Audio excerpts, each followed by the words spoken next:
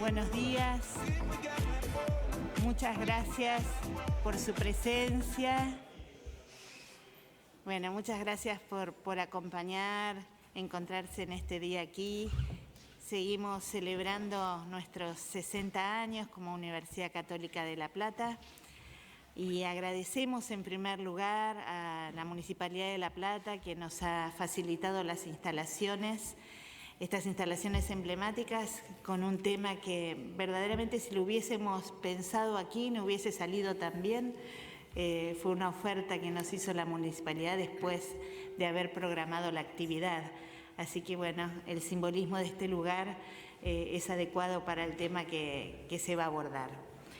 Queremos agradecer muy especialmente al Padre Liberti, a Guadalupe Morad, a todo el grupo de investigadores que han facilitado esta presentación, que han venido desde Buenos Aires. Es un gusto tenerlos aquí en la ciudad de La Plata. Y por supuesto agradecer a nuestro arzobispo, a Monseñor Gabriel, que tuvo la iniciativa de querer presentar esta temática y esta obra. Así que solamente me queda presentar a los expositores con algunas notas curriculares para que los conozcamos un poquito más. El Padre Luis Liberti es religioso, presbítero de los Misioneros del Verbo Divino, es profesor de Filosofía y Ciencias de la Educación, doctor en Teología por la Universidad Católica Argentina. Es profesor titular ordinario, director del Departamento de Teología Pastoral y coordinador de investigaciones de la Facultad de Teología de la Universidad Católica Argentina. Bueno, es autor y editor de los textos que hoy se presentarán, la verdad, los hará libres, y tiene otros escritos, otras obras que se han orientado a la recepción del Concilio Vaticano II y a las conferencias latinoamericanas a partir de Medellín en 1968, en adelante en Argentina y Latinoamérica. Guadalupe Morad es doctora en Historia de la Iglesia por la Pontificia Universidad Gregoriana, fue docente en distintas instituciones secundarias y universitarias. Actualmente colabora con la Conferencia Episcopal Argentina y es responsable de la sede Cava del Archivo Histórico Salesiano de Argentina Sur y es miembro editorial de la revista Crónica. Colaboró en otras instituciones eclesiásticas en el relevamiento, orden y puesta en valor de distintos fondos de los archivos de la Conferencia Episcopal Argentina, de la Nunciatura de Buenos Aires y la Secretaría de Estado en el Vaticano. En La Verdad los hará libres también es autora del capítulo 14 del tomo 1 y coautora de los capítulos 8 y 24 del tomo 2. Bueno, Monseñor Gabriel también quiere dirigirnos unas palabras. Me sumo al agradecimiento de nuestra rectora, de Rita, para Guadalupe y Padre Luis. Gracias por estar acá. Feliz día a todas las mujeres en este Día Internacional, de manera particular, aunque es un tema de todos los días. Y bueno, al agradecerles a ustedes, agradecerle a todo el equipo. Tenemos algunos también sacerdotes que están en nuestra diócesis que han colaborado y están presentes acá, Pablo y Federico. Y a la luz de mi experiencia muy pequeña en Mar del Plata, de haber trabajado durante 2 años con los archivos de la Curia para buscar si había elementos que tenían que ver con el compromiso de la Iglesia en el marco episcopal institucional con la época tan compleja de la dictadura, una experiencia muy pequeña, muy acotada. Bueno, cuando sale esta obra que se venía trabajando, que yo sabía realmente, bueno, quedé positivamente impactado por la decisión de su momento, por el trabajo integral, por el trabajo realmente a conciencia y sin miedo, que queda reflejada en esa frase evangélica que titula La verdad los hará libres. Nos hace libres y a veces nos puede pesar en algún punto en cuanto encontramos situaciones no ejemplares en la vida de nuestra Iglesia. En este contexto, entonces, en diálogo con algunos platenses, particularmente con Jesús María Tito Plaza, que está aquí presente, con la realidad de su hermano desaparecido y una historia compleja y difícil, es que me pareció oportuno comenzar esta etapa donde quisiera trabajar con los archivos de nuestra arquidiócesis en tiempo, en formato y en metodología como corresponde, bueno, poder largarla justamente con el espíritu y la seriedad científica e intelectual que refleja esta obra, más allá que alguien pueda hacer su crítica desde lo técnico, y me parece que está muy bien y que enriquece en definitiva. Es una obra monumental que realmente expresa lo que el título dice en esta frase evangélica. Por eso, gracias Guadalupe, gracias Luis y a todo el equipo que ha trabajado y por estar aquí presente con nosotros.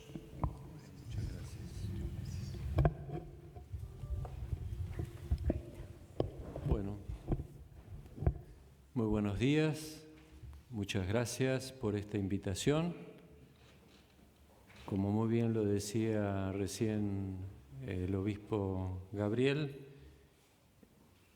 nos van a ver a Guadalupe, a mí, también está el padre Pablo Pastrone, Federico Ripaldi, y habría todavía 40 más. Por suerte no vienen todos, porque si no hubiera colapsado La Plata en la mañana. Esto es una obra colectiva desde el Vamos, en donde hemos participado en total 44 autores y autoras de nuestro país y también algunos invitados, particularmente de otros países, de Italia concretamente, si bien son argentinos, residen en Estados Unidos y en Chile. Y también algún otro propiamente residente de Estados Unidos. Es una obra colectiva, por eso quizás la envergadura de ver todas estas 2.400 páginas en 3 tomos es porque está reflejado una manera que después de esta primera parte donde voy a hacer una presentación general de los 3 tomos, trataré de hacer una breve síntesis de la metodología para escribir esta obra. Podríamos poner el power que preparé, así nos ubicamos brevemente en un primer contexto. Después de muchos años que estuvimos trabajando, pudimos llegar a definir en la introducción general a toda la obra, que está en el primer tomo, lo que podemos denominar como un título al título. Esta es una investigación necesaria, pendiente y novedosa sobre la Iglesia en la historia argentina contemporánea. Es la Iglesia en la Argentina. Hemos abordado aspectos que tienen que ver con la historia de la Iglesia, pero concretamente en nuestro país. Si bien lo hemos hecho focalizándolo en 2 grandes archivos, no hemos ido a tocar cada uno de los archivos de las iglesias argentinas, las diócesis o arquidiócesis, hemos considerado un global a partir de 2 grandes archivos para poder hablar entonces en la historia.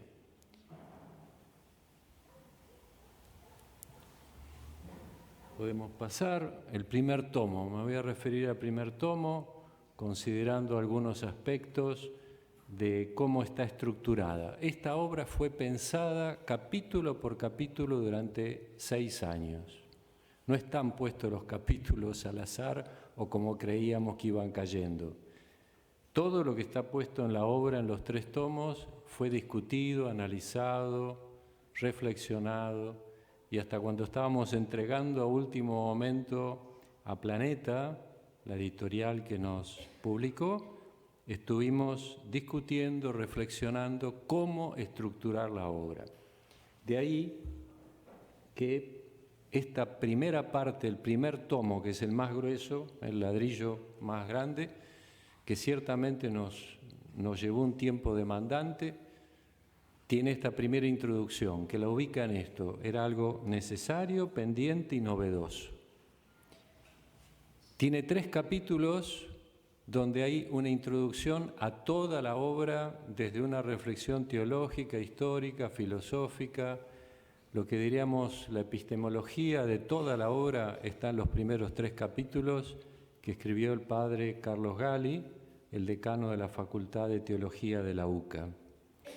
Y después hay todavía 2 capítulos más que ubican brevemente, rápidamente, el contexto argentino desde 1930 al periodo que nosotros abordamos, 1983.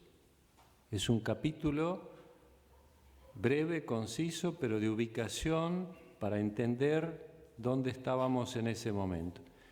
Y se cierra esta grande introducción con un capítulo que ubica a la Iglesia en ese periodo, sobre todo la recepción, como llamamos, después del concilio, y obviamente aspectos de la pastoral de la Iglesia en ese contexto. Ahí es como la gran introducción al tema. Y después comenzamos con los otros capítulos, la segunda parte.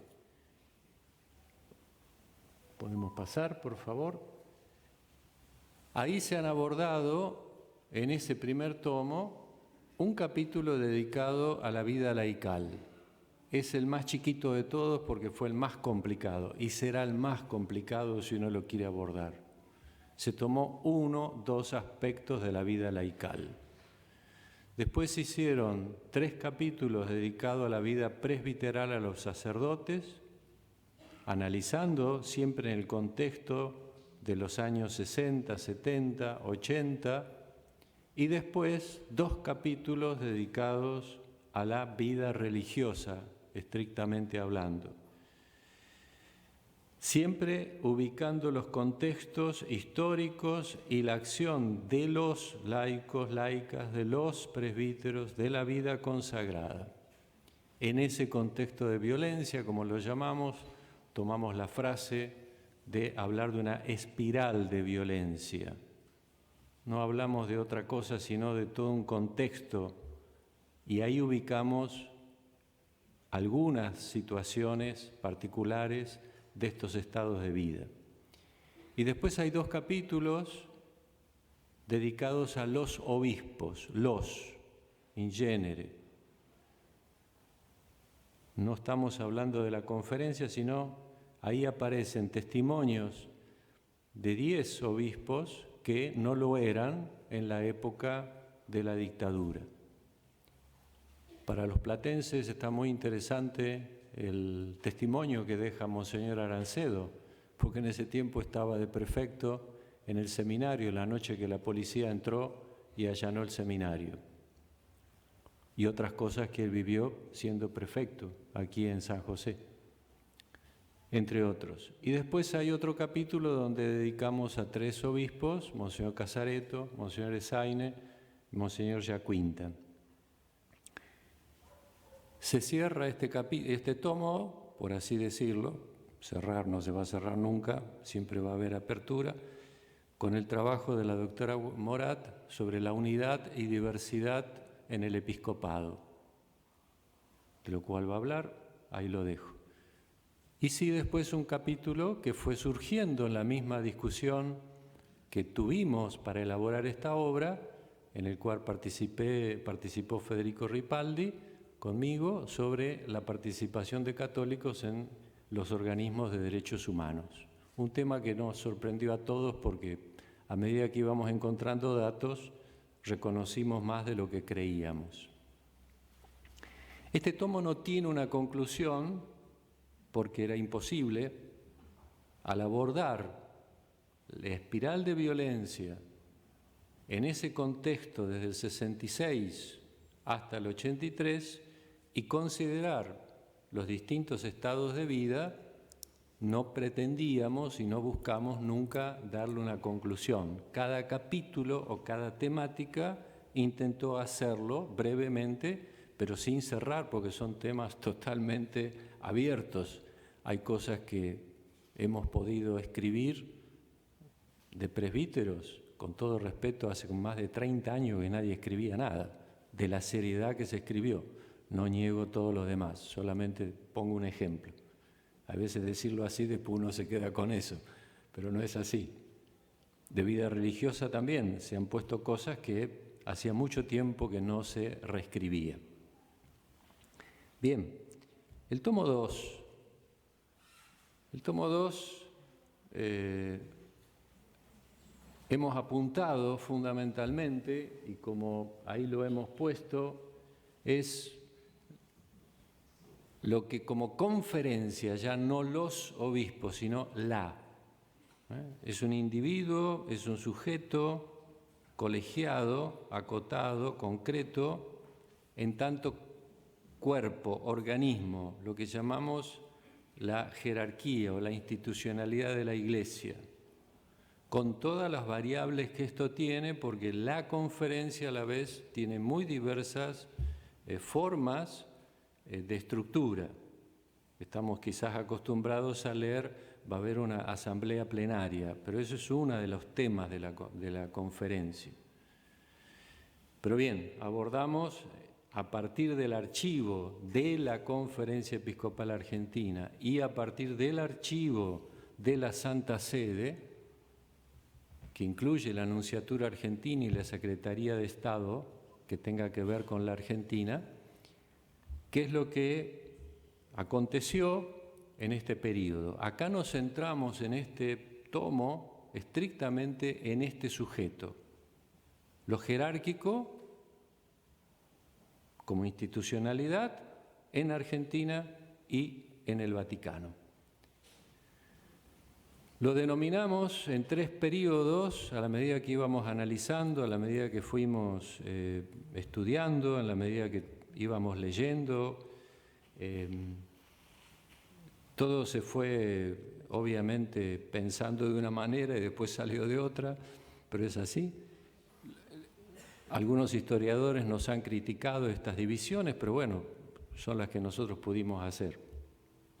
Un primer periodo en donde lo denominamos el año 76 y 77, el terror.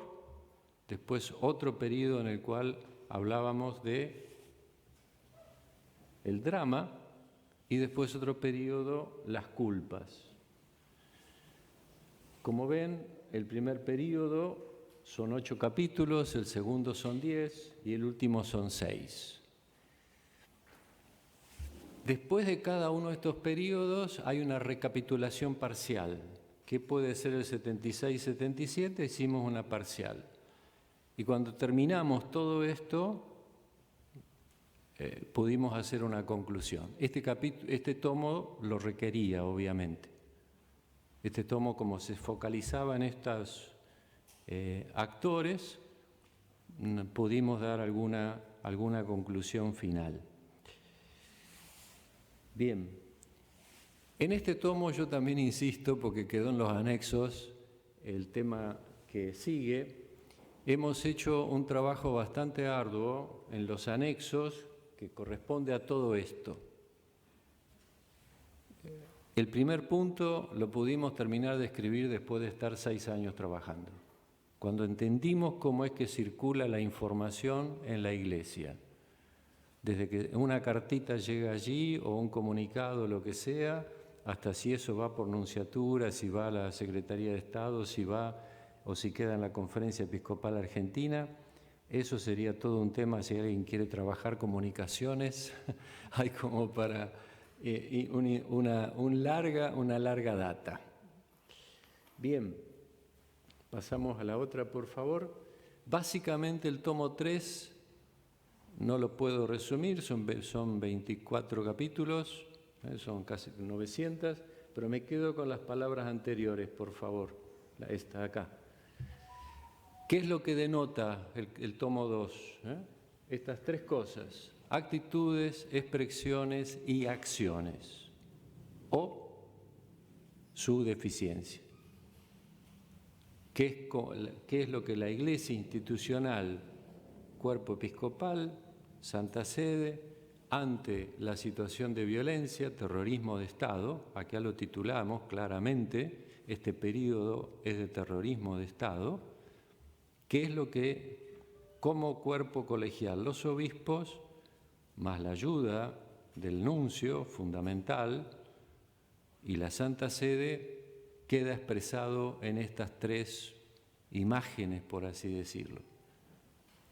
Aquí es donde nosotros entramos a trabajar con documentación, obviamente que hasta ahora no habíamos tenido acceso del archivo de la Conferencia Episcopal, del archivo de la Santa Sede, y pudimos dar, a la luz de una cierta cronología en los capítulos, que no es estrictamente, pero siguiendo la secuencia, arrancando allá a mediados del 75 hasta diciembre del 83, en 24 capítulos organizamos en 3 momentos, en los 3 momentos que les dije, terror, drama, culpas, qué actitudes, qué expresiones, qué acciones.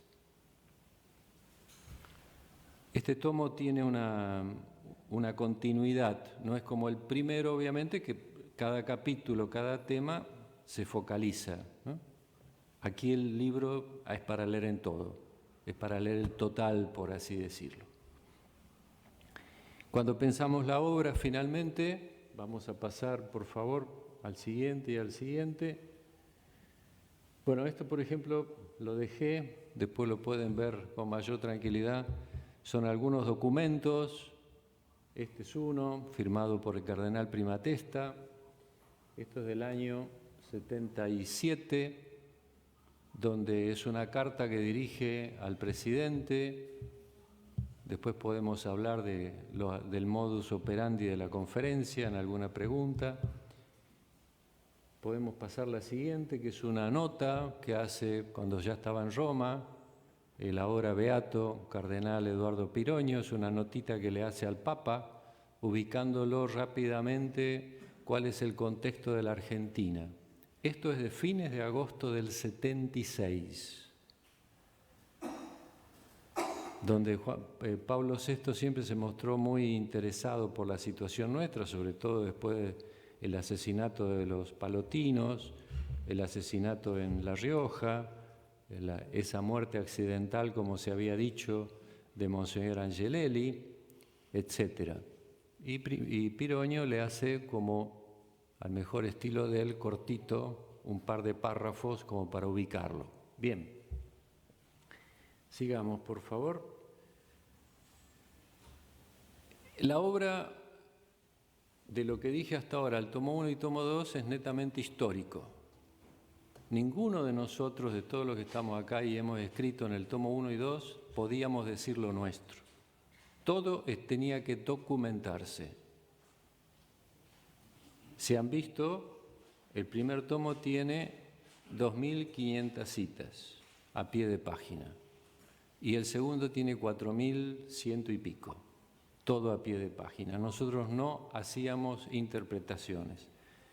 Y desde el vamos pensamos en un tercer tomo que iba a ser interpretativo. Después que salieran el tomo 1 y 2, se le dio un tiempo prudencial a los que se convocó para el tomo 3, para que pudieran leer la obra sin restringirse a ella, pero teniendo como base el tomo 1 y tomo 2, más lo que cada uno de los autores invitados podía obviamente aportar desde su ciencia, hacer alguna interpretación. El tomo 3 es eso, es la apertura de la obra histórica, es decir, bueno, cómo se la reflexiona en algunos momentos o en algunas áreas. La idea era de dar diversas voces, no quedarnos únicamente con la que estamos acostumbrados, y de ahí, si pasamos, como ha ido estructurándose, la idea obviamente de que esta historia no tiene una sola lectura, no hemos escrito la historia, es una historia que se escribe en base a los archivos que tuvimos acceso por primera vez, y en algunos casos única, se nos permitió, pero obviamente que observando, reconociendo y ponderando a aquellos otros que han escrito y que han tenido también interpretaciones que ahora, con esta obra, puede también tener una nueva perspectiva. De ahí, si pasamos, como lo hemos focalizado este tomo, tiene una primera parte que está dedicada al análisis histórico, y si ustedes leen van a encontrar también hasta algún aporte nuevo al método histórico que usamos en el tomo 1 y 2. Di Stefano y Zanca hacen una crítica como historiadores al formato que nosotros mismos usamos. No es que los intérpretes nos dicen lo que nosotros dijimos, nada que ver. Después hay otro tema que es dedicado a protagonismos, a protagonistas de esta época, concretamente el capítulo dedicado a jóvenes y el capítulo dedicado a los sacerdotes. Después hay toda una serie de capítulos dedicados a distintas formas de violencia, capítulo 6, al tema de nuestra identidad como víctimas y victimarios, el tema de las consecuencias del terror, tanto simbólicas. Hay un capítulo que lo recomiendo de Marcela Mazzini, El duelo sin cuerpos. Fue una de las reflexiones más interesantes, con todo respeto también, cuando uno dice algo, pero bueno. Y algunas perspectivas también que presentamos ahí sobre el martirio y sobre el testimonio en esta época. Es un libro que sigue, tenemos más capítulos. Hay un capítulo, voy a ponerme así porque es más sencillo para mí. El tema de las distintas tensiones, las distintas perspectivas, muchas gracias. Las distintas tensiones, obviamente, y conflictos de ayer y de siempre. El capítulo 11 es un abordaje filosófico de nuestros conflictos. Y después también un análisis más histórico desde los documentos a partir del 83 al 12 sobre cómo se fue posesionando en nuestra historia aspectos de nuestra Iglesia y cómo se fue interpretando en la historia. Hay también una perspectiva desde el derecho canónico y el tema de los derechos humanos y algunas propuestas interpretativas de grandes teólogos como Gera y Tello.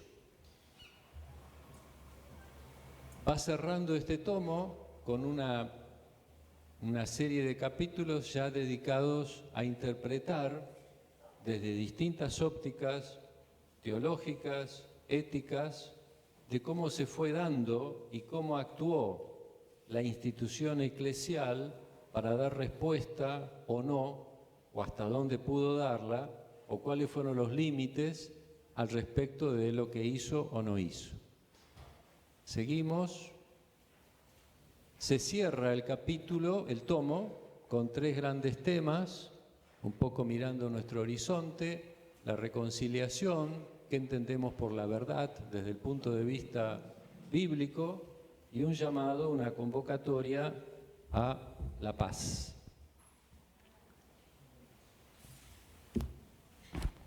Pero también en este tomo hemos integrado esta última parte. Se ha dado voces a muy diversas personas, con pequeños o no tan pequeños, escritos que algunos reflejan su propia experiencia.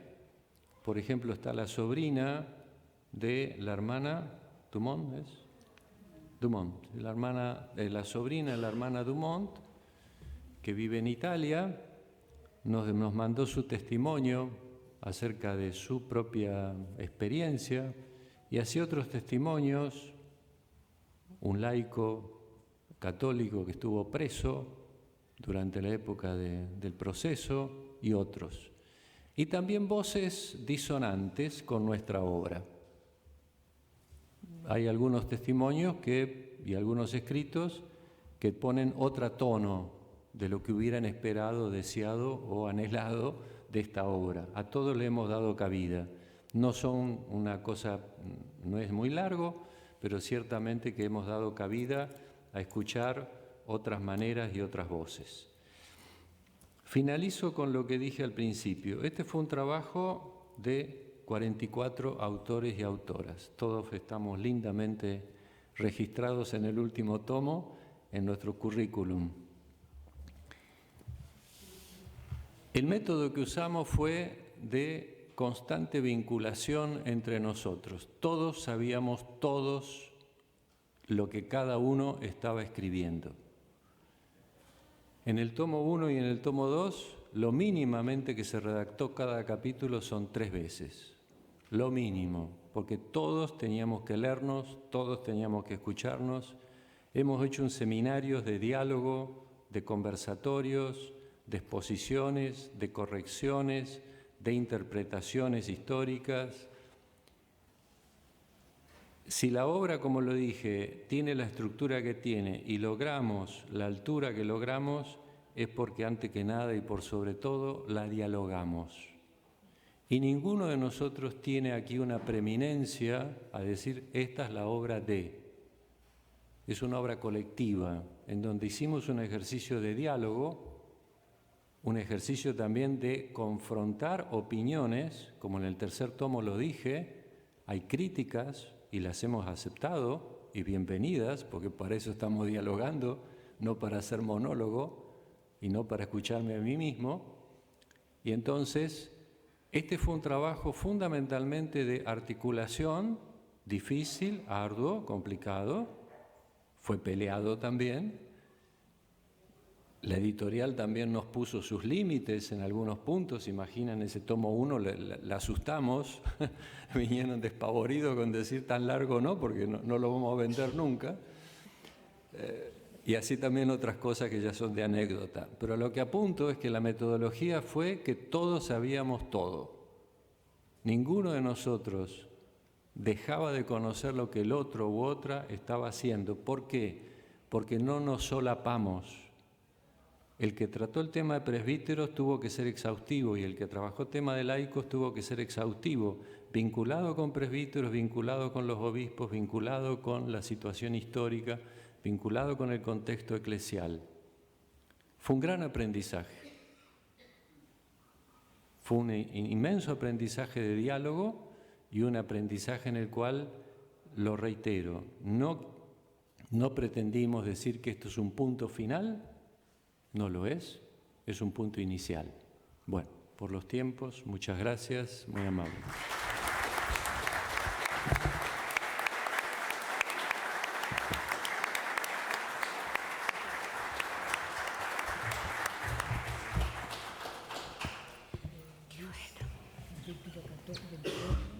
Capítulo 24. Bueno, muy buenos días. Muchísimas gracias por esta invitación. Aprovecho para felicitarlos realmente por estos 60 años. Es un número para una universidad. Y bueno, como se les dijo, yo participé personalmente en un poquito en la previa de esta obra, en la parte más estrictamente de recopilación de la documentación, sistematización y orden en las distintas instancias en los distintos archivos, y al mismo tiempo colaboré, como también lo mencionaron, en algunos capítulos.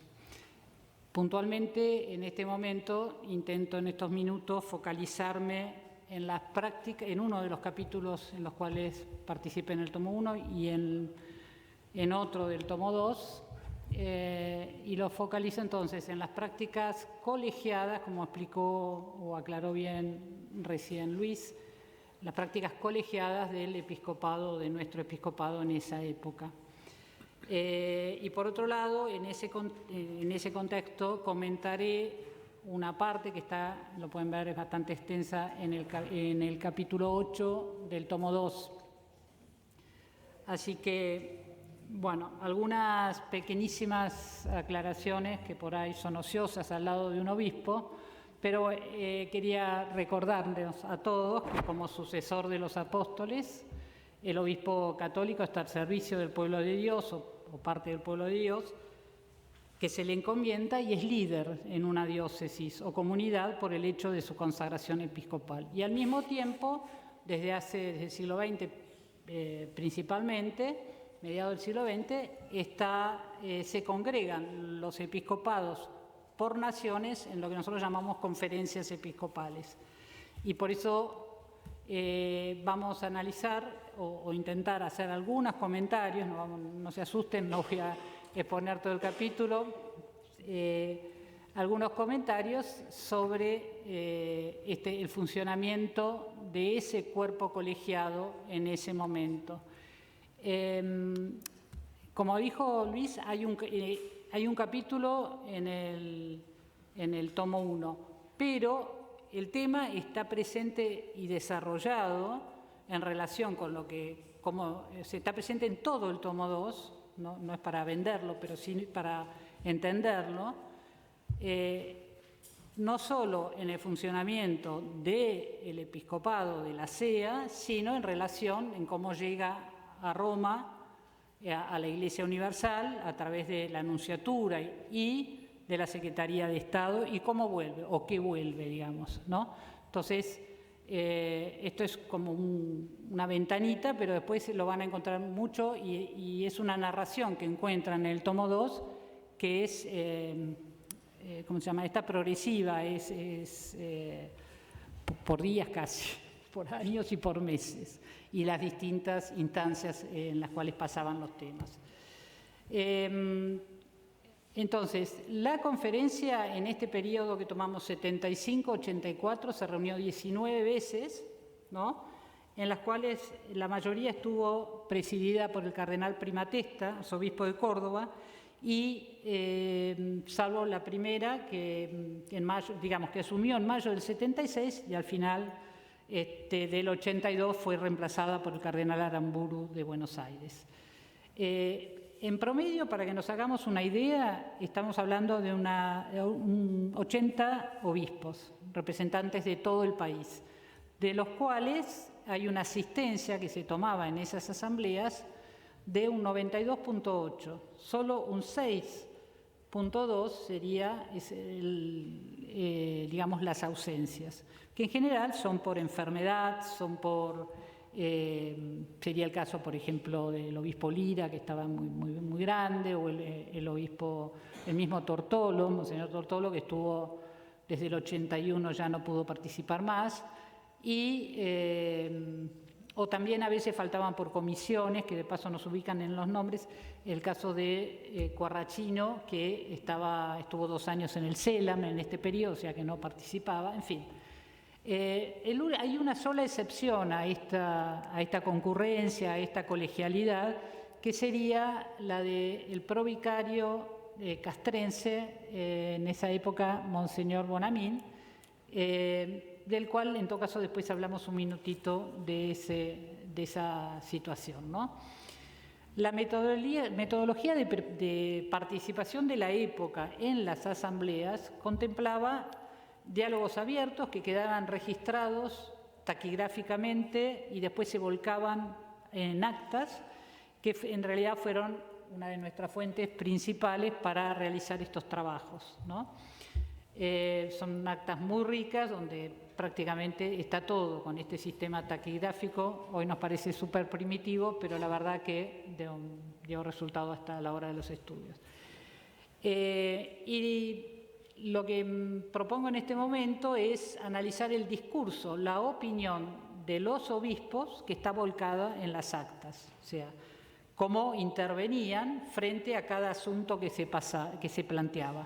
Fuera este asunto un tema intraeclesial, como puede ser un libro de catequesis, un texto bíblico, propiamente, la situación en una congregación, o sea, un tema más político que estaba presente en todas las asambleas, que es la situación sociopolítica y el asunto, sin duda, de la violencia y los detenidos y los desaparecidos, ¿no? Siempre estaba presente en las reuniones.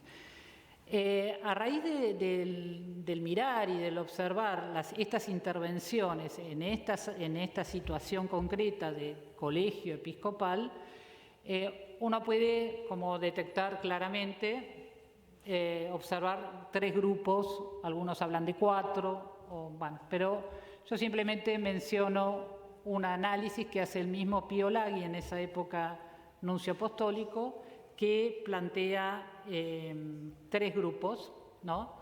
Habla en el informe final, ya cuando se retira, después de 6 años de gestión diplomática, habla de 3 grupos. 2 minorías a las que les atribuye un 10% y habla de por un 10% de obispos conservadores, integristas o de derecha, entre los cuales incluye a Tortolo, a Plaza, a Derisi, San Sierra de San Juan, en fin. Y otra minoría que la pone con ese título, muy avanzada, progresista o de izquierda, como se decía en ese momento, estoy tomando las palabras de Laghi, que hoy diríamos profética, ¿no? Ya con la distancia, que sería entre los que incluye a Esaine, de Nevares, Novak. Bueno, mientras que el 80%, ¿no?, está en el centro y depende del tema que se trate, vota de un modo o del otro, ¿no?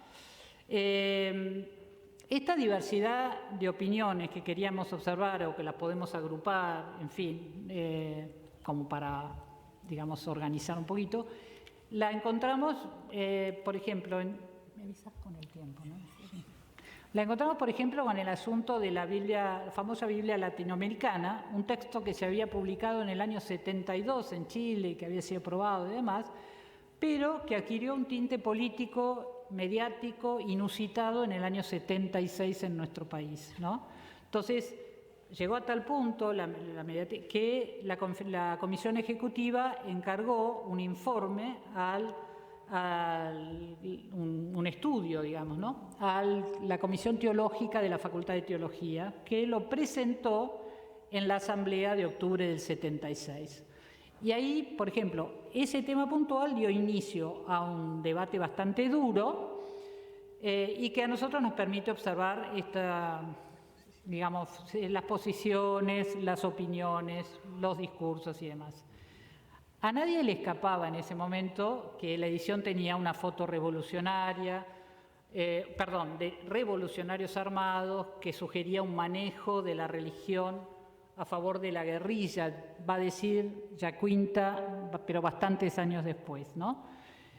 En el debate, la diversidad de criterios, por ejemplo, llevó a Monseñor Sappe, como se había titulado, era tanto las opiniones que se daban, se hablaba ya en la revista Gente, y no me acuerdo algunas de las que tenían difusión en esa época, de la Biblia de la discordia, ¿no?, de la discordia a nivel jerárquico.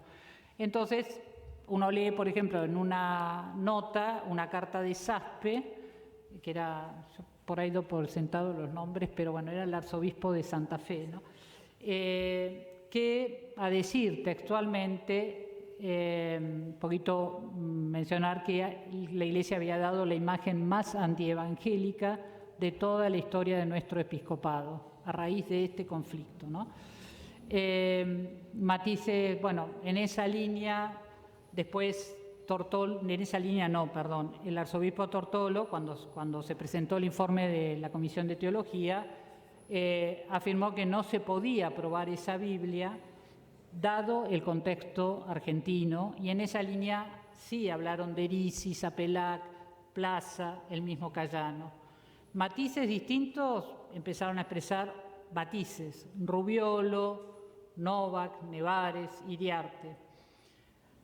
De manera que finalmente, no voy a hacer todo el relato, pero se llegó a un comunicado que fue y vino bastante hasta que se logró producir un documento sobre la Biblia latinoamericana, que lo podemos ver en cualquier lado en la página del episcopado. Bien, el tema, acá vemos también algo típico de la época, que era un tema, digamos, intraeclesial de la Iglesia Católica, pero que se volvía político en la medida, por ejemplo, que delegados del gobierno se presentaron ante el cardenal Aramburu desde el Ministerio del Interior y la Secretaría de Prensa planteando el problema de que tenían que prohibir esa Biblia, ¿no? El asunto. Y entonces estamos siempre en esa, un asunto que es materia, lo asume el gobierno como materia propia y el episcopado no está de acuerdo, o algunos obispos o la mayoría no está de acuerdo. Es el famoso asunto de la injerencia de las dos partes, digamos. Una situación intraeclesial, y vamos a tratar de acelerar, similar se vive con un libro de catequesis también. En esa época se sancionó un libro llamado Dios es fiel, ni siquiera el libro entero porque eran 7 libros, uno de los libros de catequesis de sexto grado, de la hermana Casielo, también se cuestionó. Y en esto que hablo de la injerencia, por ejemplo, más allá de las distintas opiniones que se daban en el seno de la Asamblea, también era un problema afuera, cuando acá se prohibió en La Plata, el arzobispo lo prohibió en los colegios católicos, y el gobernador, digamos, apoyando esa medida, lo prohibió en toda la provincia. Generaba eso un conflicto porque 15 obispos de la provincia de Buenos Aires reaccionaron por esta injerencia, se armó de vuelta una. Eso que lo sabemos porque en el seno de la Asamblea se planteó, ¿no? Y cada uno explicaba y cada uno opinaba en larguísimas intervenciones. Bien,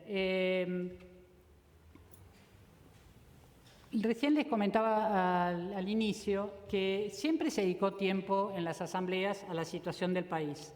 A veces ni siquiera estaba en el orden del día, pero siempre al arrancar la asamblea se daba un espacio, se ponía en común, generalmente el presidente, prima testa, las acciones que se habían realizado respecto a la situación que se estaba viviendo. Supongo que hoy siguen más o menos haciendo lo mismo. Y se le da espacio a cada uno de los participantes, de los 80 participantes, a que cuente sobre este tema o sobre el otro la realidad de sus diócesis, se pone en común. Ciertamente el tema de los detenidos, de la situación en las cárceles, de los desaparecidos, de los reclamos en un lugar, en otro, estaban muy presentes en el aula de la asamblea, ¿no? Bien. Y el tema es, ¿qué se hizo o qué hacer con todo esto, ¿no? Las discusiones y los discursos, además de los temas netamente eclesiales, aparece también en este tema, que es un tema sociopolítico también, del cómo actuar, qué acciones tomar frente al gobierno. Y acá en los grupos podemos ver como dos líneas, o la discusión se armaba la mayoría, diría, se inclinó por hablar en privado, de modo claro al gobierno, sobre los atropellos que estaban ocurriendo y no hacer declaraciones públicas. Al principio, y eso en el periodo del terror, como se llama en el tomo 2, está desarrollado, ¿no?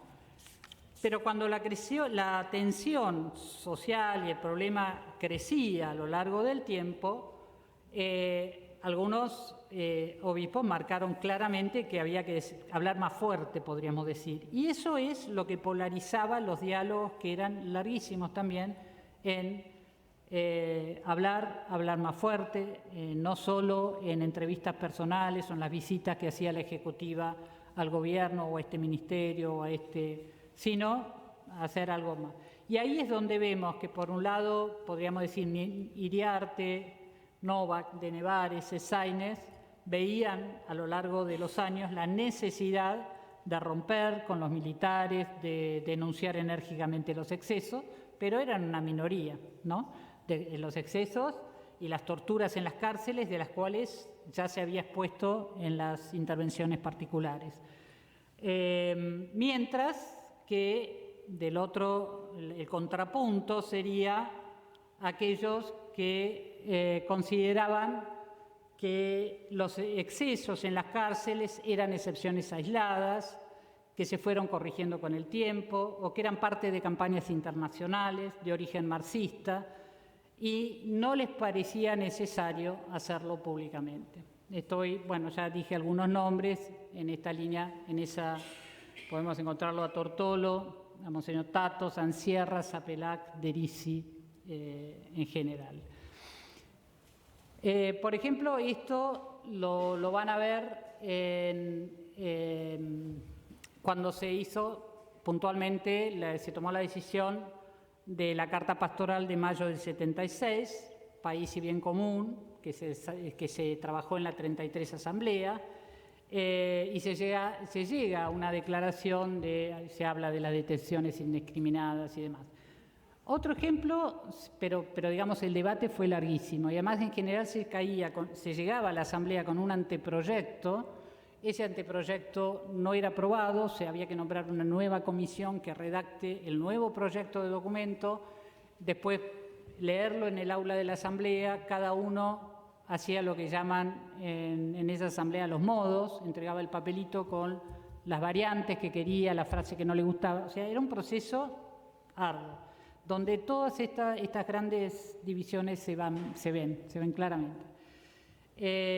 También se dio, por ejemplo, un gran debate a raíz de esto, cuando los militares plantearon hacer una visita a la Asamblea reunida en San Miguel para explicar la realidad que se estaba viviendo obviamente desde su óptica, y se armó también un nuevo debate para ver, ¿se los recibe o no se los recibe? ¿Se los deja explicar? Y ahí nos puede servir para entender cómo realmente, después de un debate muy largo, se llegó a que la mayoría, un 55 obispos de los presentes, votaron por el sí, por que entren a explicar, mientras que un solo voto dijo que no y 8 se abstuvieron. O sea, hay una mayoría que dice sí, que expliquen. Obviamente que nosotros no podemos saber cómo votó cada uno, pero sí podemos intuir los votos por las exposiciones que hicieron a lo largo del debate. Entonces, Esaine, por ejemplo, en este caso vota en línea con Tortolo, pero por argumentos distintos. Esaine porque dice que no nos vengan a contar lo que ya sabemos, sino que queremos preguntar y hablar nosotros a ellos. Y mientras que en el acta, cuando habla Tortolo, se lee que hay que dejarlos explicar que lo que estaban haciendo. O sea, es podríamos decir casi dos opiniones encontradas, pero que a la hora de la votación logran un objetivo común, por decirlo así, ¿no? Un consenso para votarlo. Bien, hay otros, pero se va a hacer muy largo. Hay un debate muy rico donde podemos ver todo esto 2 años después, en el año 77, cuando se planteó la Carta Pastoral Reflexión Cristiana para el Pueblo de la Patria, que si se quiere es una de las más fuertes del episcopado, donde puntualiza claramente la realidad de las violaciones a los derechos humanos, los excesos que estaba viendo, las torturas. O sea, es digna de leerse en esa época, ¿no?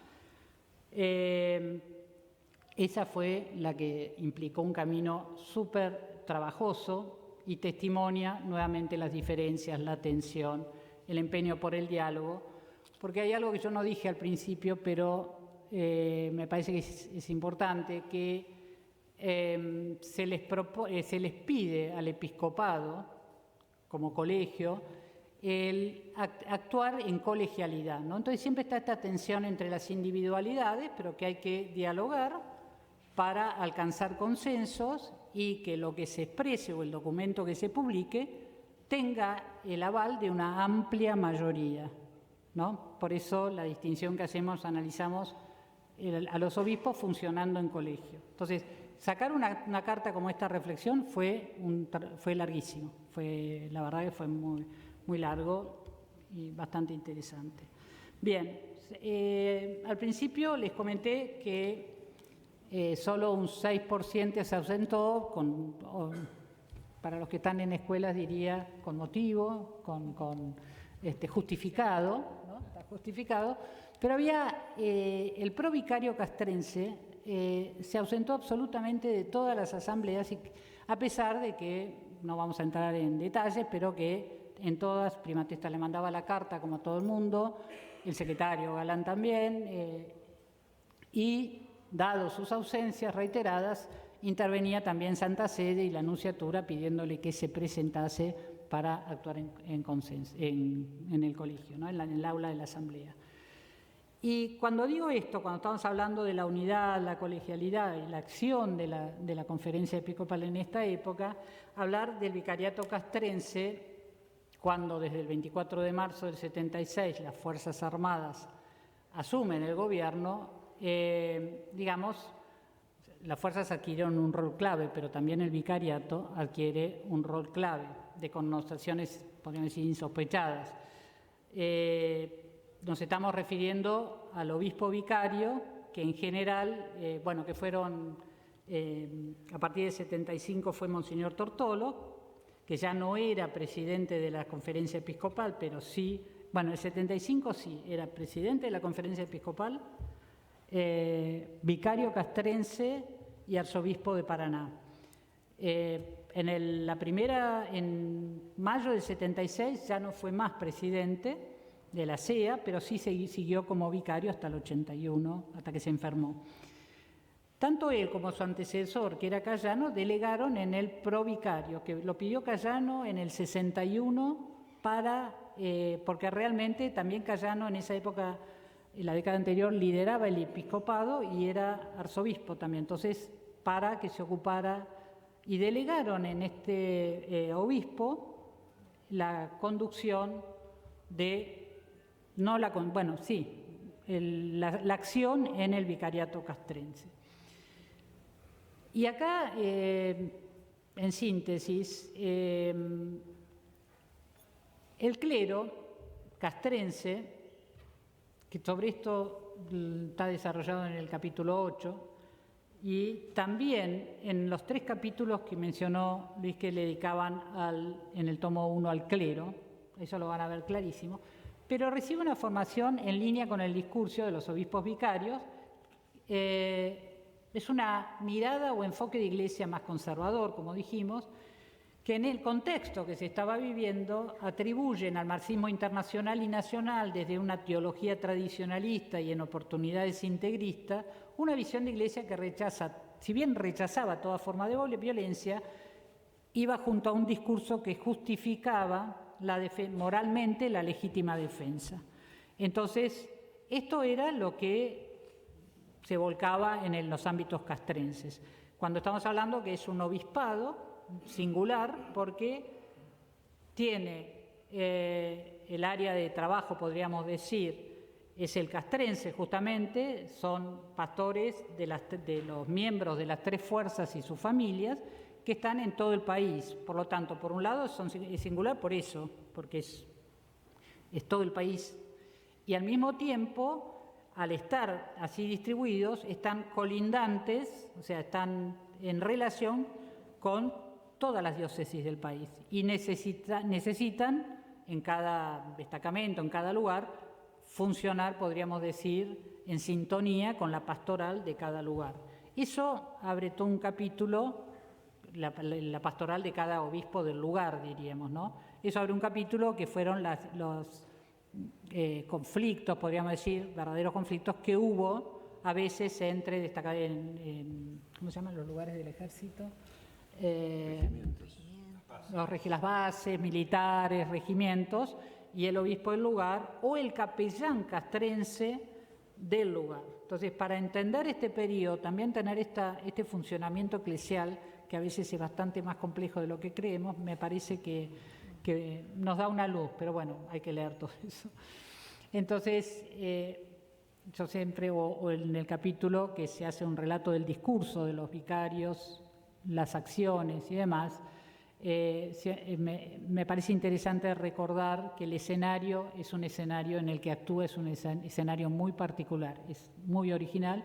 Hoy en día es el obispado castrense, pero en esa época era vicariato. Y al frente, insisto, en esta época donde están las Fuerzas Armadas, sin duda adquirió un rol preponderante.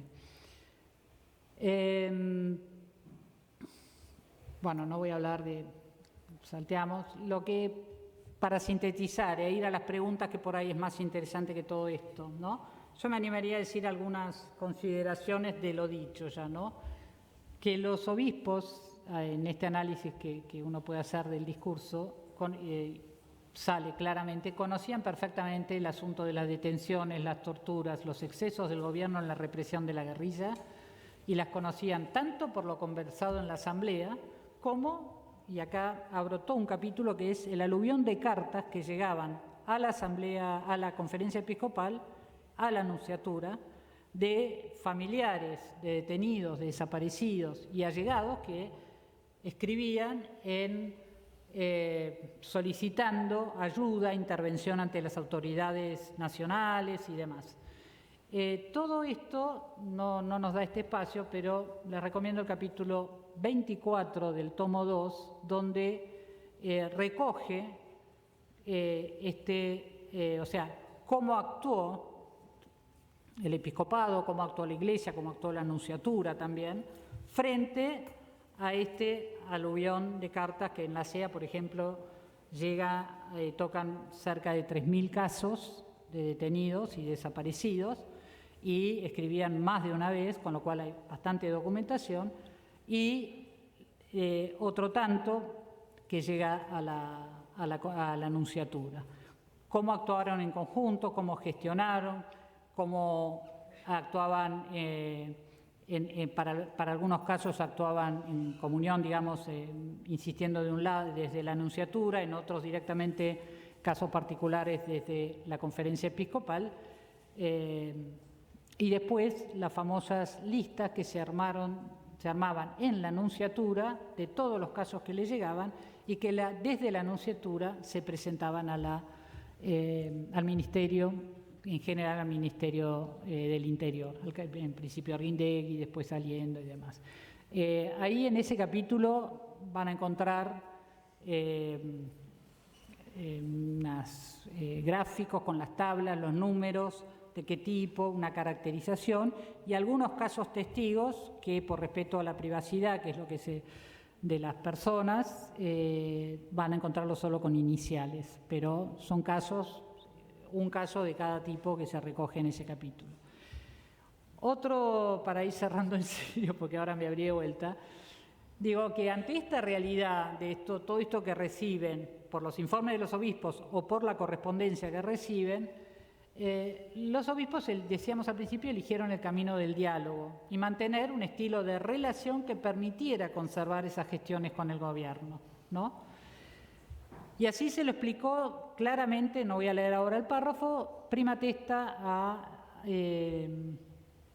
a Pablo VI, ¿no? Le escribe una carta y dice, frente al gobierno, bueno, les leo el final de la cita, frente al gobierno los obispos con respeto y firmeza marcan los excesos y errores, pero cuidan alentar las buenas intenciones, conscientes del gravísimo peligro del marxismo que implicaría un cambio en el nivel del Estado. O sea, están ahí como los dos temas que un poco trataba de explicar antes. Observamos también al escribir esto y en la lectura de todas estas actas que los obispos no improvisaron, no podemos decir que no hubo una improvisación en cada acción o en cada declaración, ¿no? Evaluaron, o sea, las actas son como la evidencia en donde vos observás las horas, el esfuerzo, el diálogo para alcanzar decisiones o declaraciones consensuadas, como le decía antes, y vivir la colegialidad, que es un poco como básico, si no podemos entendernos, es bastante más complejo, se nos hace todo bastante más complejo. En los debates, las propuestas más fuertes y las proféticas, decíamos hoy, de un sector de avanzada, encontraban siempre en todos los debates su contrapunto en el otro sector y un medio que va digamos, mediando, podríamos decir, o volcándose o inclinando la balanza de un lado del otro. La metodología que usaron, que explicábamos de diálogo abierto para decidir acciones o contenido, si bien ganaban en moderación en los extremos e inclusión de lo distinto y la voz de cada uno, a la vez podemos decir, dilataban las decisiones y dispersan la atención del tema muchas veces a lo largo de la Asamblea. Uno lo nota cuando de repente interviene el cardenal Prima Testa llamando a volvamos al eje, o interviene también, no sé, me acuerdo, Monseñor Iriarte o el obispo, alguien que dice nos fuimos, volvamos, ¿no? Por último, y acá me animo a decir que la búsqueda de la unidad no fue eficaz, la unidad colegial, lograron la colegialidad, no fue eficaz y también tuvo sus costos, ¿no? Los esfuerzos que realizaron para incluir proposiciones de cada participante en los textos en más de una oportunidad distrajo del asunto también en los textos o se volvieron ineficaces. Si bien lograron el consenso, perdían contundencia o simplicidad, a veces hasta claridad, porque es como hay frases que que permitía una claridad que permitiera llegar a toda la gente, al pueblo de Dios, digamos, que no sería todo un ámbito de análisis la repercusión de cada documento. Seguramente yo creo también, así como digo, no fue eficaz, disminuyó la violencia, y eso lo hemos hablado más de una vez, pero no se logró frenar, sin duda, el drama ni de los desaparecidos o de la apropiación de los niños, y aún hoy es un reclamo y seguimos, ¿no? Después de más de 40 años estamos con este tema, aunque se ha avanzado mucho, todavía hay muchísimo por hacer y esto es un tema sin duda abierto. Bien, muchísimas gracias por la escucha, la paciencia y abierta a lo que quieran preguntar.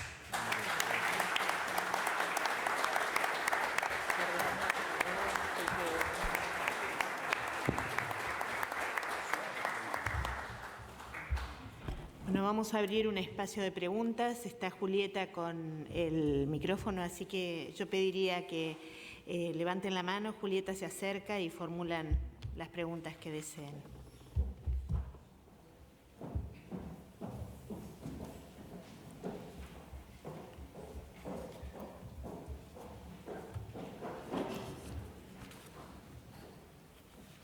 Buenos días. Yo quería hacerle tres preguntas. Después vemos quién me puede ayudar con las respuestas.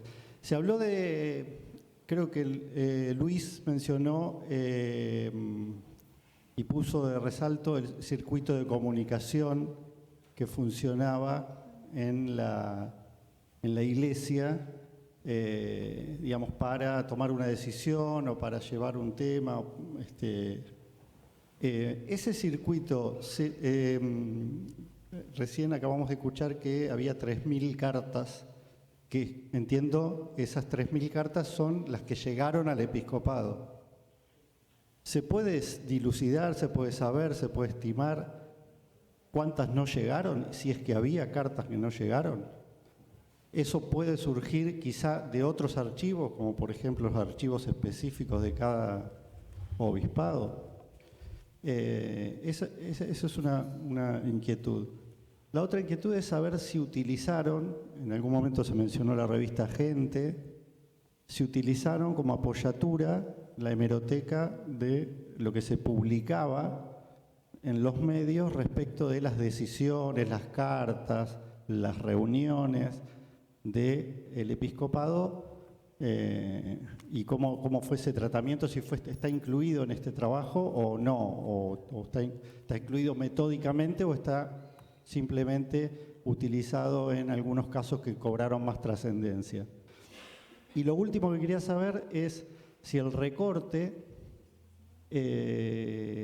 del material, de las actas del episcopado, llega solo al 83, ¿no?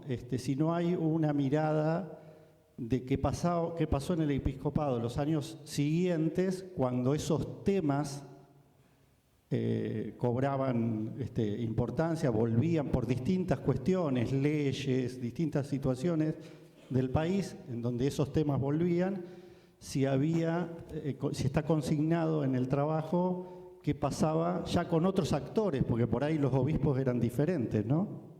pero que eran gente que estaba en un lugar intermedio, que por ahí conocía cosas y que trae por ahí algún elemento nuevo. La primera tomás vos. La primera, Sí. Lo de las cartas. a ver, respecto de las cartas que llegan a la CEA, preguntás por otros casos. Lo que no llegó casi nos resulta contrafáctico, no llegó. Sí hay indicios en otros papeles o en pequeños apuntes de visitas particulares. Eso sí, generalmente familiares se acercaban a la sede y el secretario o algún subsecretario, algún colaborador dejaba nota, estuvo la señora de tal, el señor tal, por tal caso, ya mandaron carta y demás. Eso por un lado, o sea que se puede reconstruir los informales, o no, está mal dicho informales, los que iban personalmente. Además de eso, te aclaro que yo dije de 3.000, que en realidad son 2.962 casos que llegaron a la CEA, ¿no? Sobre las cuales, o sea, cada caso, algunos tienen 10 cartas, otros 2. O sea, cada caso, según la insistencia, algunos con más información, y generalmente es información de primera mano, desde el dolor, desde la desesperación que escribe el familiar, pidiendo por un hijo. Imagínense cómo puede ser esa carta. Son esas las cartas que han llegado, e insisto que son casos. En volumen es bastante más grande. Y es lo que actualmente se puede consultar. Hace ya desde el año 17 hay un protocolo de acceso que se puede pedir la documentación, y de hecho todavía hoy siguen pidiendo bastante. Ahora disminuyó un poquito, pero bueno, familiares o allegados. El tema se resolvió que a ese fondo accedieran, como algo dije, los interesados directos, ¿no? Porque es un tema muy delicado y bueno, por ahí no es el espacio, pero en las mismas familias o en el mismo, no todo el mundo quiere reabrir los casos. Por lo tanto, a veces es violento. Hemos tenido por ahí 2 hermanos, uno que pide y el otro que pide por favor no lo den a conocer. Entonces, el criterio del protocolo, que está desde el 17, cualquier familiar o allegado puede ir a la CEA o mandar la carta, eso lo van a encontrar en la página, puede pedir por su familiar o allegado. No sé si te contesté. Bien. Respecto, de la segunda, 2 palabritas, de la hemeroteca decías, ¿no? No sé, pero en la época había, si consultamos otras cosas, en la época estaba la costumbre de las empresas y también en la CEA de recolectar todo material periodístico que salía sobre la institución. Por lo tanto, todo eso está en el archivo.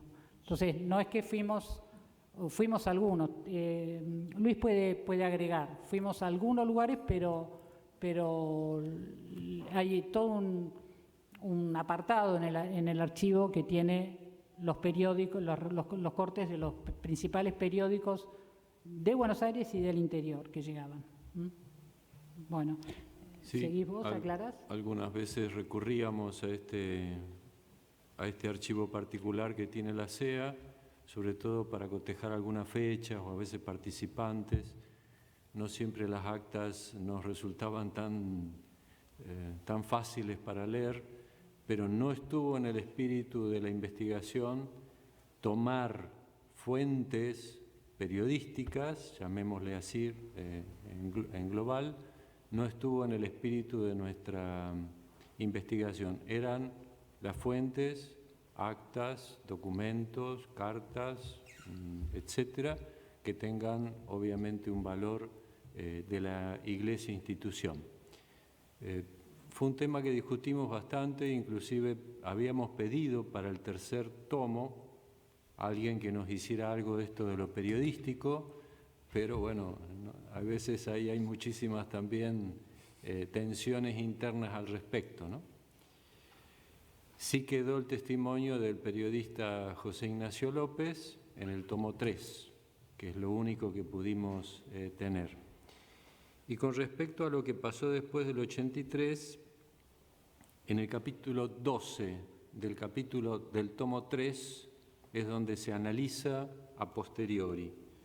Vamos mucho más allá del año 1983, cuáles fueron las repercusiones que tuvo la Iglesia con respecto a las situaciones que se fueron enfrentando a partir de la democracia. Entonces, se dedicó un capítulo para analizar los documentos eclesiales y las repercusiones en nuestra sociedad. Eso está en el tomo 3, el episcopado argentino y las autoridades nacionales en tiempos democráticos, posesionamientos frente al 76-83. Lo hicieron Ricardo Alberla y Daniel Graneros.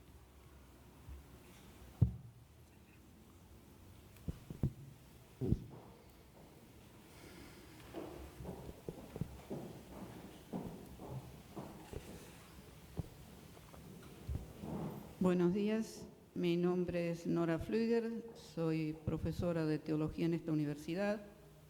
Me puedo considerar una sobreviviente de la juventud de los años 70, si bien yo no tuve en ese momento militancia política.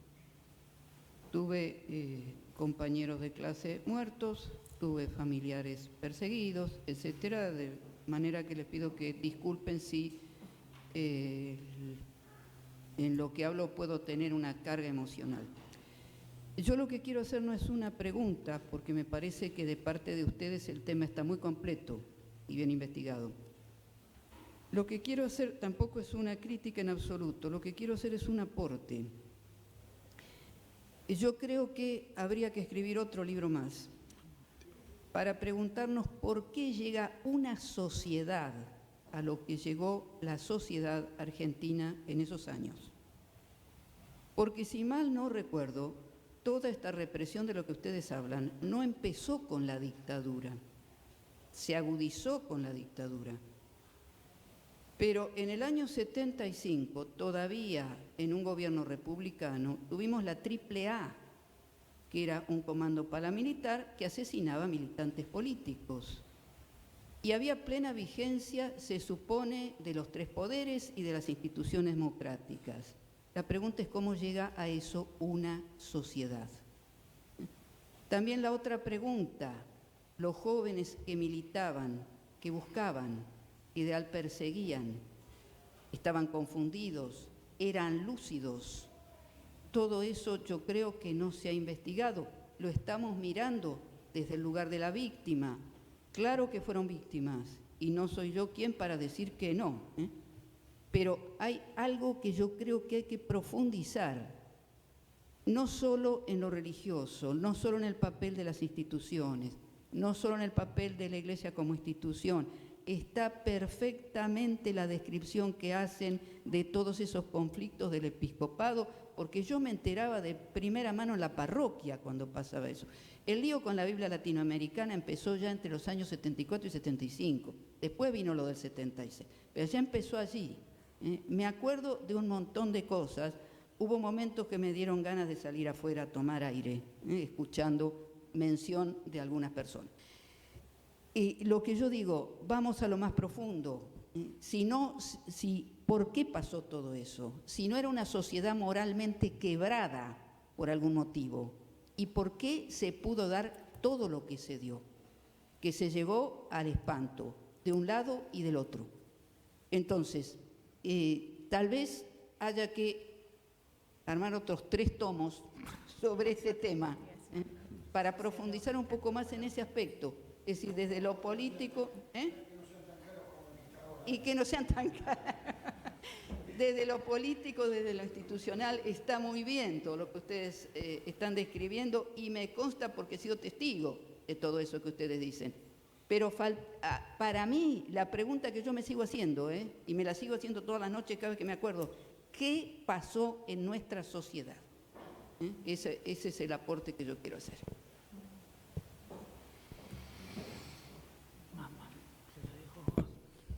Luis, ante todo, de mi parte, gracias por tu testimonio, pero la verdad que la respuesta del por qué pasó, creo que de mi parte invitaría a la reflexión, a la escucha entre las partes, de las opiniones que sean y fueran. Esto que yo comento del episcopado, se me ocurre ahora en voz alta, es un ejercicio que, digo, no fue eficaz, pero me parece bueno el ejercicio donde todos nos escuchemos. Por ahí la palabra consenso o diálogo no está de moda, pero me parece que está bueno. Pero la respuesta no la tengo. Así que gracias. No sé, Luis, si querés agregar. Sí, agradezco también. Sí. Al final del tomo 3 se intenta alguna interpretación de esto que nos pasó. Los 3 últimos capítulos miran una perspectiva de decir, bueno, estamos donde estamos, pero ¿qué es lo que queremos? Obviamente que son interpretaciones abiertas ante preguntas que no es fácil dar una respuesta, sino aproximarnos lo más que podamos a ellas, ¿no? Sí. Buenos días. Un beso enorme. No pensaba participar, pero después de tu participación. Bueno, me presento. Mi nombre es Jesús María Tito Plaza, abogado, periodista, docente universitario de hace muchos años en las 3 universidades de la ciudad de La Plata y un familiar de una víctima de la etapa que muy bien acaban de definir en estos 3 volúmenes. Yo le tengo que agradecer profundamente desde lo personal, desde lo familiar, desde mi contexto afectivo actual, que haya aparecido este trabajo de ustedes. La verdad pienso que es fundamental, que es una obra muy fuerte, muy importante para estos tiempos específicamente, porque estamos empezando otra vez a vivir el drama del año 76, para ponerle una fecha. Así que a mí me parece fundamental, cuando lo termine de leer o cuando lo lea voy a opinar seguro todavía mejor, y me animo a decirle acá a la amiga que me precedió de que sí hay una falla y puede haber una explicación entre tantas del por qué la sociedad de aquellos tiempos respondió de esta manera. Primero, porque viene de una posguerra. Es muy difícil salir de una posguerra y la Argentina no fue ajena a la posguerra. Pero además, y esto habla muy bien del trabajo de ustedes, no se hizo en determinado momento de la historia argentina un trabajo similar. No se hizo un trabajo sobre Tato y Novoa, no se hizo un trabajo sobre Copelo, no se hizo un trabajo sobre el Cristo Vence, no se hizo un trabajo sobre los bombardeos. 55. Del 55 al 76 pasa toda una generación a las cuales no se les explicó, no se les contó, no se les narró la historia como la están intentando contar ustedes. Creo que ese es uno de los por qué yo soy un protagonista de todo lo que acabo de escuchar, protagonista muy cercana, porque me crié dentro del monstruo, me crié formalmente. Yo era de los que a los 10 años besaba un anillo. Es decir, que conozco a fondo estas internas que después explotan desde la institución, que es otro de los temas importantísimos que larga la obra. Pero más allá de eso, que hay mucho para hablar, mucho para agregar, me pongo a disposición de ustedes. Yo soy quien escuchó, y perdonen el atrevimiento porque me emociona recordarlo, yo que soy un crítico fuerte de todo esto porque la historia me llevó a hacerlo, puedo decir con absoluta seguridad que estoy enamorado de 3 obispos de la Iglesia Católica, que curiosamente entre ellos no tienen afinidad ni en el tiempo ni en los valores que llevaron. De Monseñor Raspanti, del querido obispo de Avellaneda, mi amigo además personal, el obispo que se casó, y del cardenal Pironio, mi querido y admirado cardenal Pironio, que la última vez que lo vi en México, en vísperas en ese momento acompañó al nuevo Papa Juan Pablo II. Así que desde estas 3 referencias me animo a enfrentar lo otro, que es casualmente la parte negativa que hay que superar. Y en esta búsqueda de la superación de lo negativo está la búsqueda desde hace 40 años de un hermano desaparecido.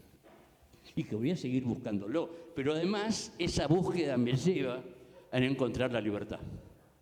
Soy un esclavo de la historia, soy un esclavo de esto que ocurrió, soy un esclavo más del genocidio. Cuando leo "La verdad los hará libres", frase evangélica, antes de morir me gustaría saber, o escuchar, o leer que diga: la verdad, la memoria y la justicia los hará libres. Gracias otra vez, profundamente agradecido, profundamente emocionado. Gracias. Perdón, Muchas gracias. tengo que hacer una aclaración, perdón. Mi nuevo amigo, tengo un cuarto obispo del cual me estoy enamorando, Monseñor Gabriel. Gracias. Muy bien. De los tiempos que toca.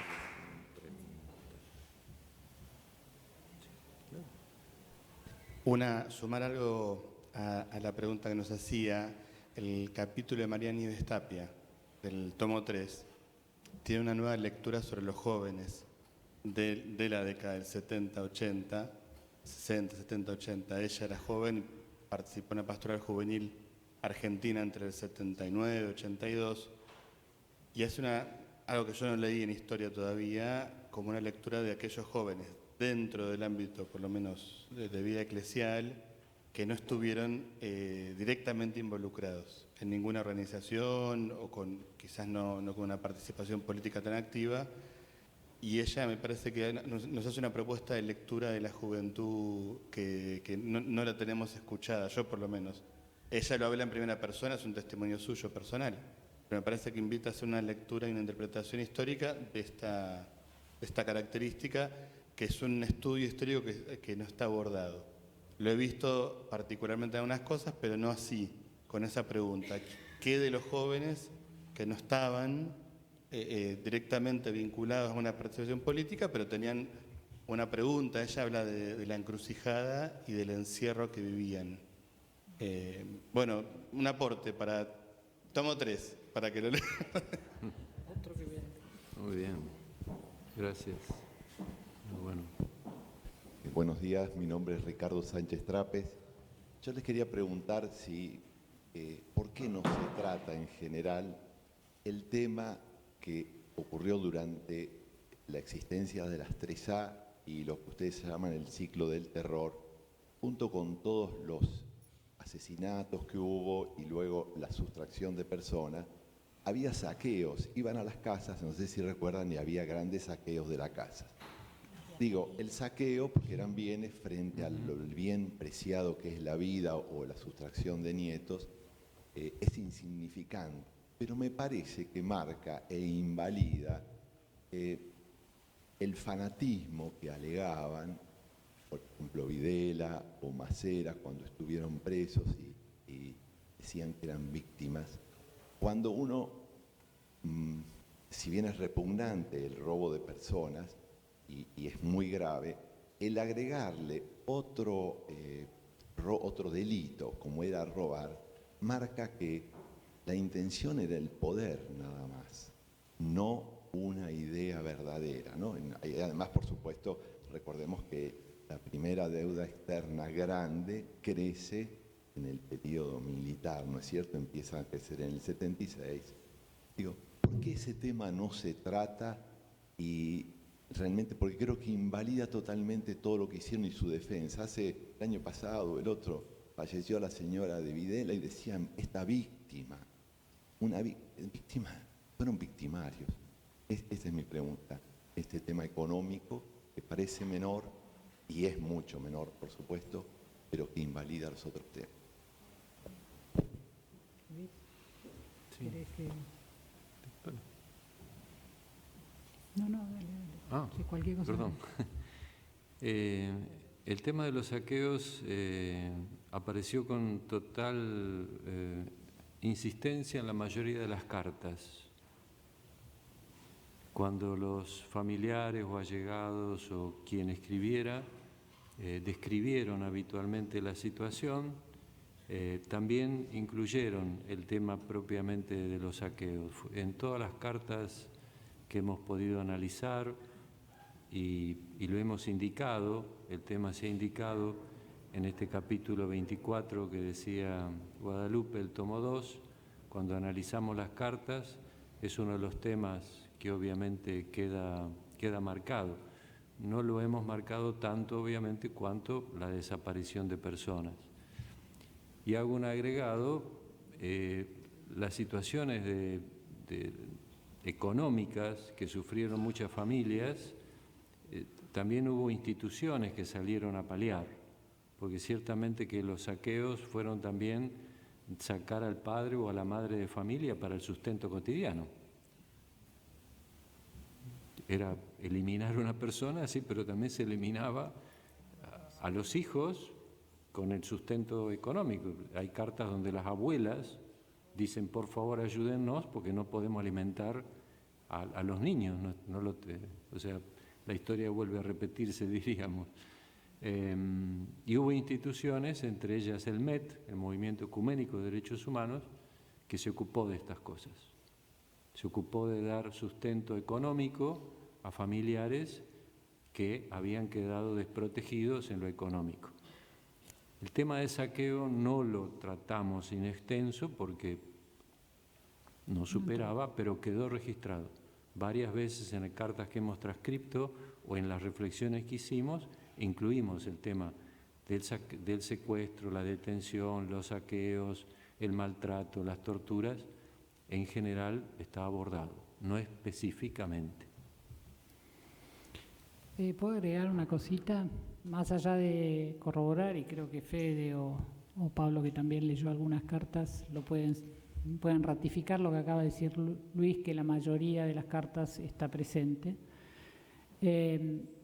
Solo de esta conversación, de los pocos que vamos interviniendo, surgen temas que faltan y que un poco corroboran lo que decíamos, bueno, lo que dijo Luis al principio, que realmente la obra no es un punto de llegada. Está bueno, agradezco muchísimas las ponderaciones, pero ya se había hecho mucho, esta obra hace más, pero abre muchos temas. Un punto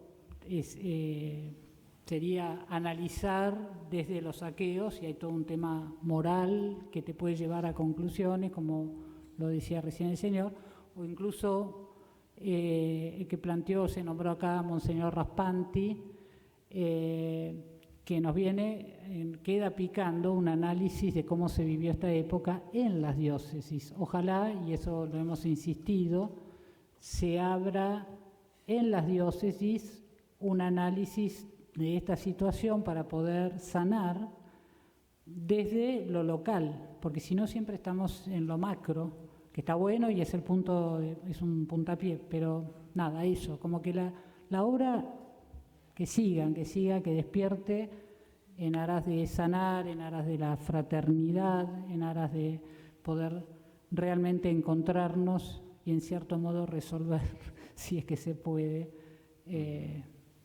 esta pregunta que nos hacemos todos, ¿por qué no podemos convivir? ¿No? Nada más. No sé si alguien más tiene alguna pregunta, algún testimonio. Ustedes en la obra presentan, cuando hablan de la Iglesia, pareciera que se refiriera solamente a la Iglesia jerárquica, a los que tienen cargos eclesiásticos. Sin embargo, entendiéndolo con un sentido bien amplio como pueblo de Dios, los laicos, o sea,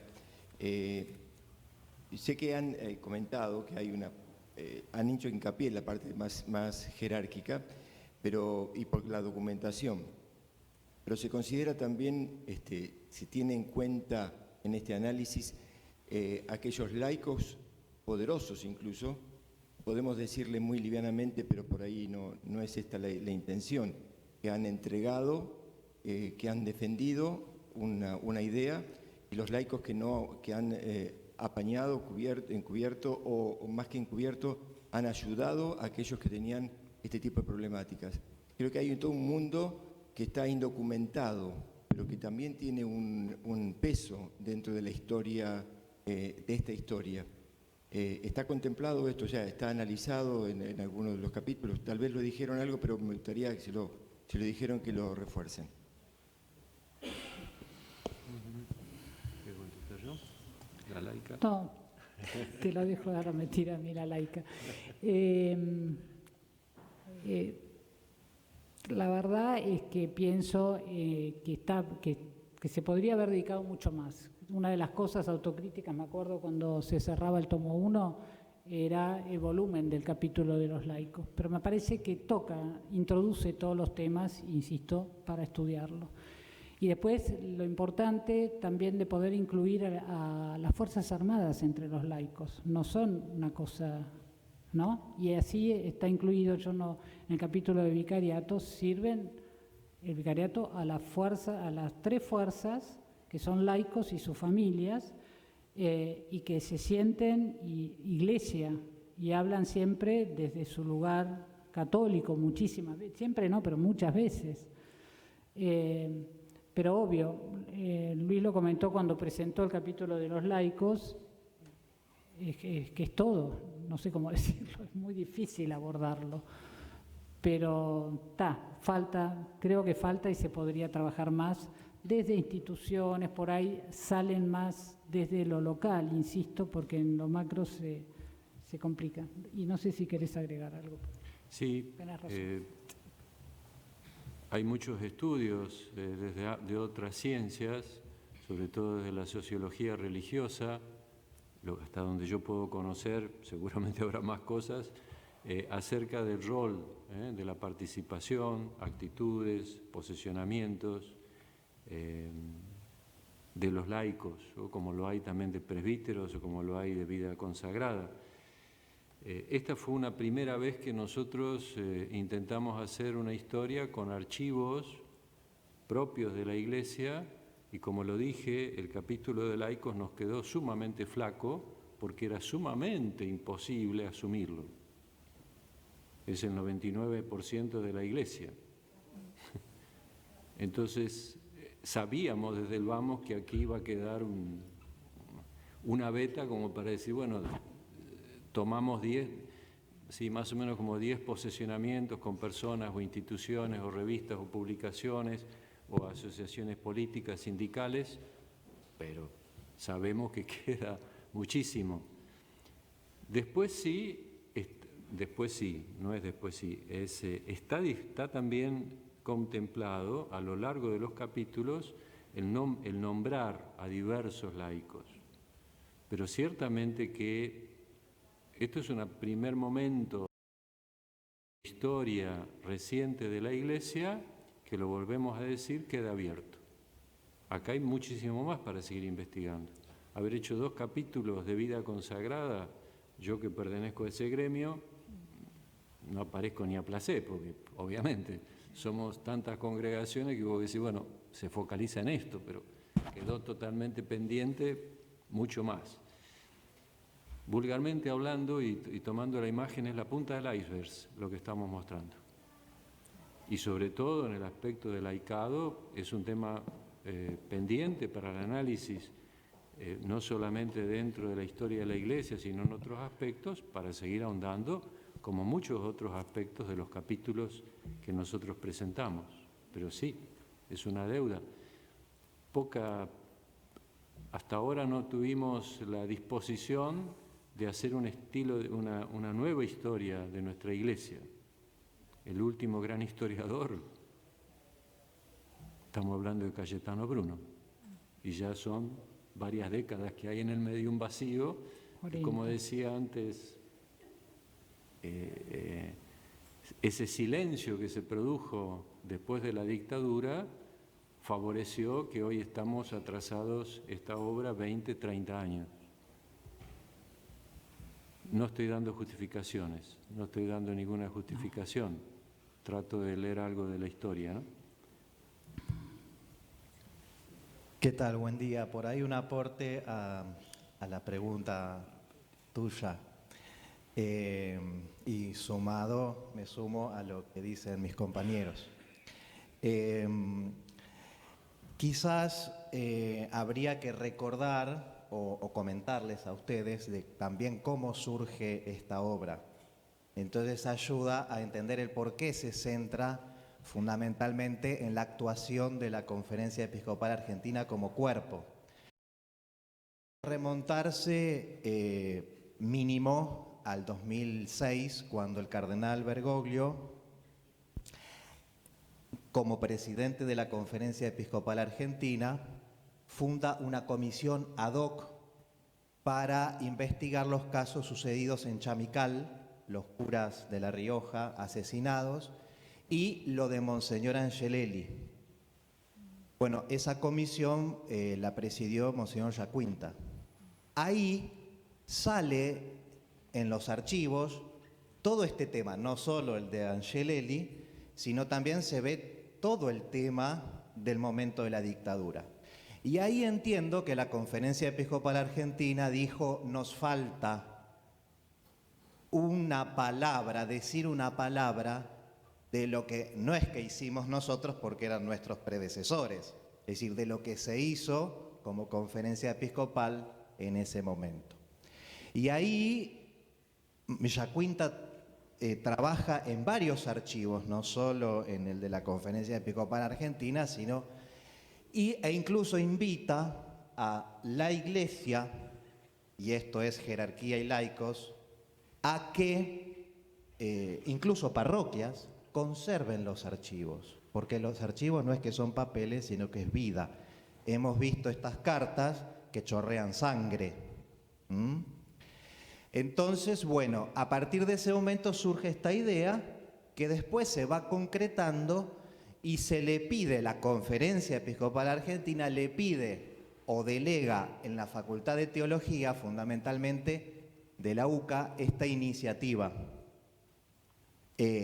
Bueno, sobre todo eso, como obra de la Conferencia Episcopal Argentina, pues es ella la que la pide. Entonces, al abrirse los archivos, tanto de la Conferencia Episcopal Argentina como los de la Santa Sede relacionados al tema, y eso fue toda una novedad, porque en realidad la novedad de la obra es la apertura de esos archivos. Entonces, la obra está hecha a partir de la voz de los archivos, y eso creo que es lo más importante. Que también se abrió a otras fuentes de consulta, pero la novedad, el corazón, estaba en ese material. Entonces, bueno, eso quería por ahí comentarles. Bien, gracias. Gracias. Muchas gracias. Muy bueno.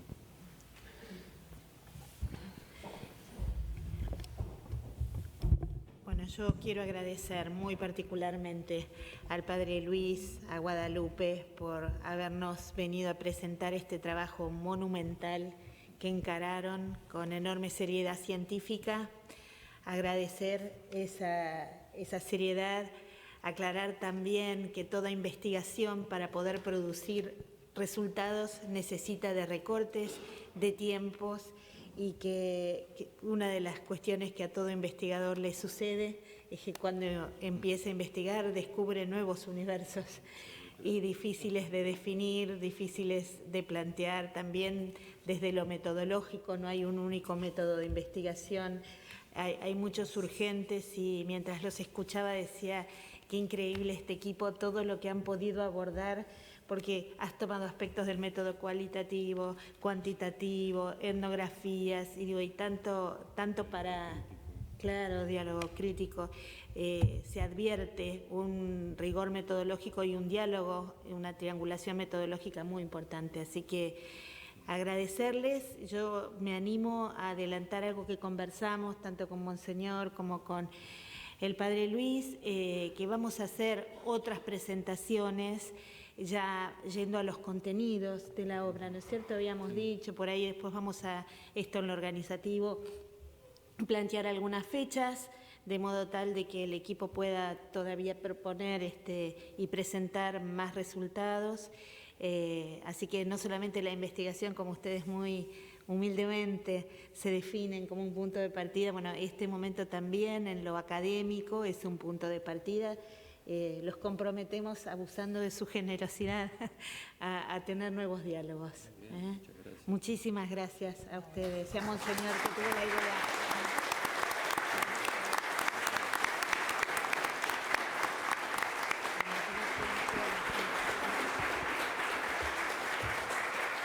Nos honran con su presencia como parte de la Facultad de Teología de la UCA, al celebrar también los 60 años aquí de la UCALP para nosotros, así que gracias por el esfuerzo, gracias por aceptar y bueno, que realmente para nosotros aquí en La Plata puedan ser el puntapié, esta obra y esta reflexión de los pasos que tengamos que dar nosotros en La Plata para que realmente la verdad, la justicia, la memoria, la amistad social, como nos dice el Papa Francisco, a pesar de los dolores y de las heridas que todavía quedan, podamos transitarla en tiempo y forma en la Iglesia de cara y en diálogo con la sociedad civil y secular.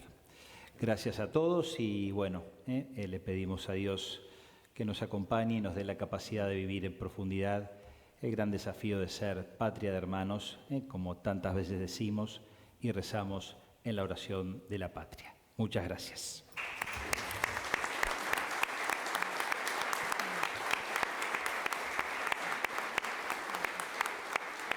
Para despedirnos queremos compartir con ustedes un saludo muy particular que nos ha llegado por este 60 aniversario y que como comunidad nos gusta que lo compartamos en este momento con ustedes. De Monseñor Fernández. Queridos amigos de la UCAL, felices 60 años. Ya sabemos que siempre hay mucho por hacer, ¿no? Hay un camino por delante, muy amplio, muy rico, muy exigente, pero siempre es muy lindo reconocer que la Universidad Católica es ese ámbito donde pueden dialogar y fecundarse la fe, la razón, las distintas ciencias, en ese encuentro que siempre produce algo bello. Ojalá que todos puedan disfrutar de esta posibilidad real que nos da tener una universidad católica. Y le pido al Señor que a todos ustedes les conceda lo que más necesiten, los ilumine en la tarea y les ayude a encontrar los caminos para hacer crecer la UCAL de manera que se vuelva fecunda en medio de la sociedad de La Plata. Que el Señor los bendiga, las bendiga en abundancia y les conceda la fuerza de su gracia, en el nombre del Padre, y del Hijo, y del Espíritu Santo. Amén.